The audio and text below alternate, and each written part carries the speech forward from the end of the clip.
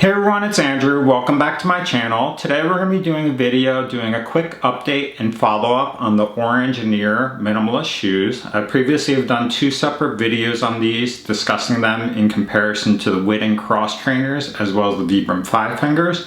And earlier today I put together a video doing an unboxing and review of a new pair of Whitin cross trainers now that my original pair have finally worn through. And so as a result, I did want to do a quick update on the Oranginer shoes just to show a side-by-side comparison.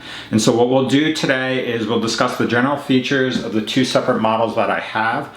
We'll show the wear and tear that they've had with routine kind of use for what I've been using them for, and I'll just discuss my general feedback on overall which one you should use for what purpose. Okay, so these are the Oranginer minimalist or barefoot running shoes. You can find them on Amazon for anywhere from like $25 to $35 depending on the model and the color scheme. I personally bought both of these pairs at the same time about 3 years ago as an alternative to Merrell's or Vibram 5 fingers because what I was finding as far as an issue was that the Vibram 5 fingers with the individual toe design was just uncomfortable and I would jam my feet while running.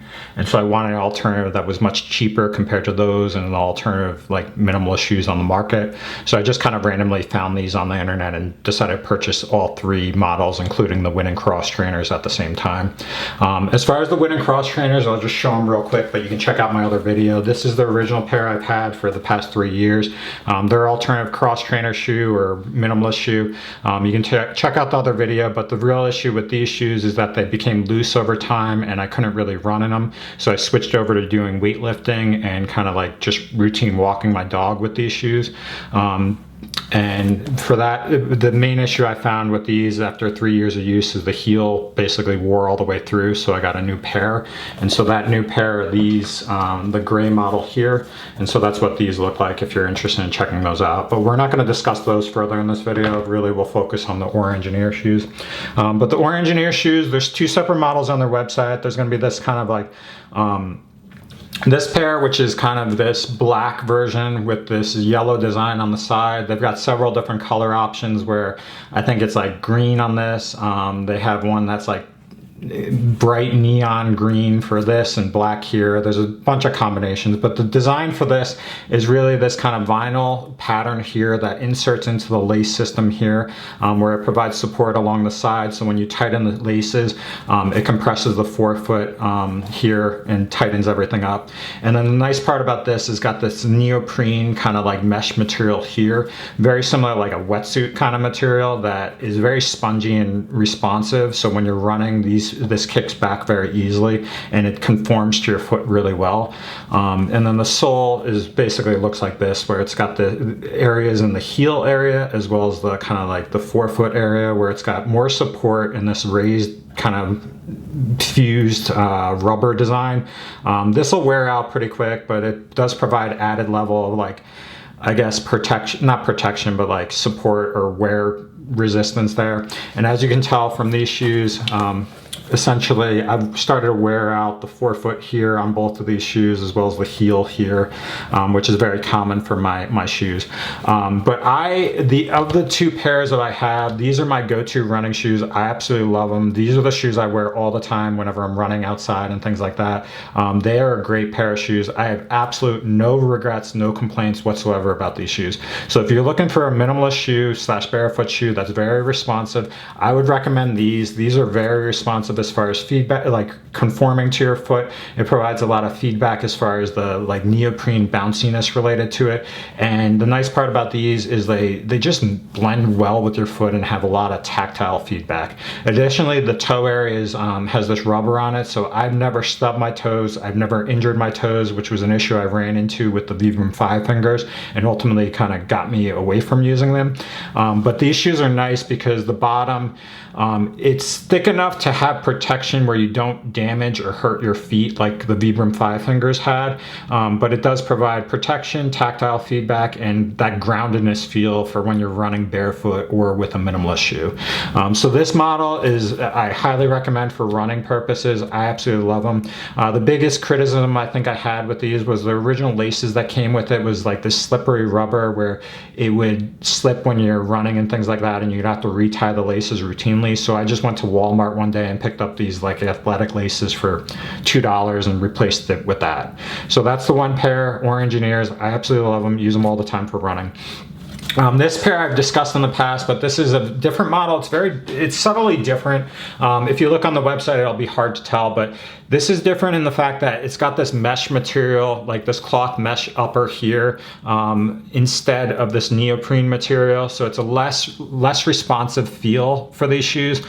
You don't get that like bounciness and sponginess as far as it bouncing back to you. Additionally, on the side here, rather than having like the vinyl kind of, or this kind of insert here conforming upwards, it's got these multiple areas where it's like this rubber sticking up towards the lace system, but it's not entirely integrated here, and there's little cutouts with mesh here as well. And so this shoe it's not as tight to your foot. You don't get that conforming feel compared to this other pair.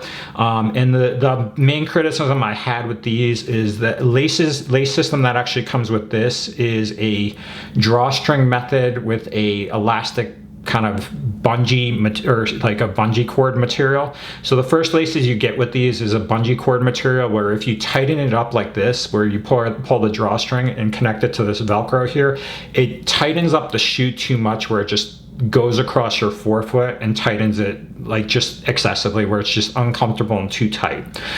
So that's my major criticism to these shoes. Just in general, they don't conform to your feet as much. There's this mesh upper that just is looser than the other ones. It's just not as tight a feel as this, and so I don't personally like these as much.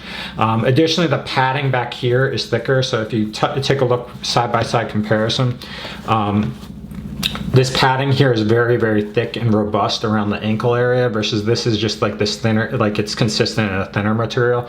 So there's just excess kind of like padding here, which it just doesn't conform to your foot, and just it's not as comfortable for some reason.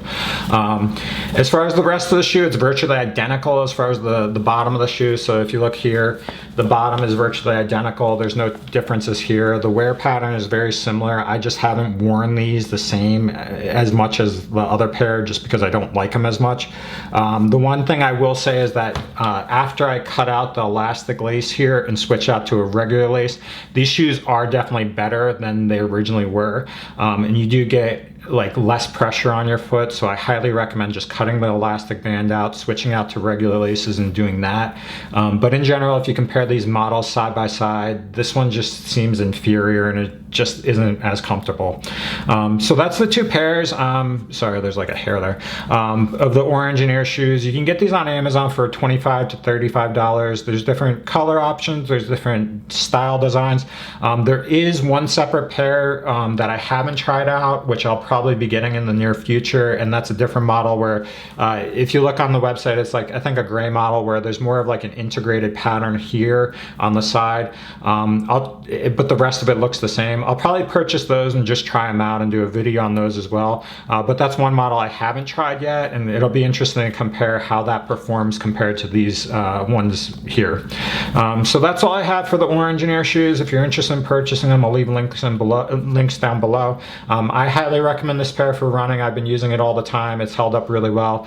I think the only damage I've had here throughout the entire time is the heel lifted up probably about 2 years ago, and it hasn't progressed whatsoever. For some reason, this hasn't ripped apart or anything like that, but that's the one issue I've noticed as far as wear and tear that was unexpected. But I haven't had it expand beyond that.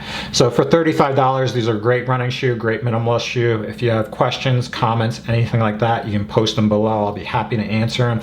And as always, if you like this video, please like it. And if you want to continue following my content, hit the subscribe button now. And definitely check out the Whitin cross trainer video as well. That provides a side-by-side comparison and gives you a little bit of context of these compared to the Whitin cross trainers as well. So thanks for watching and have a great day.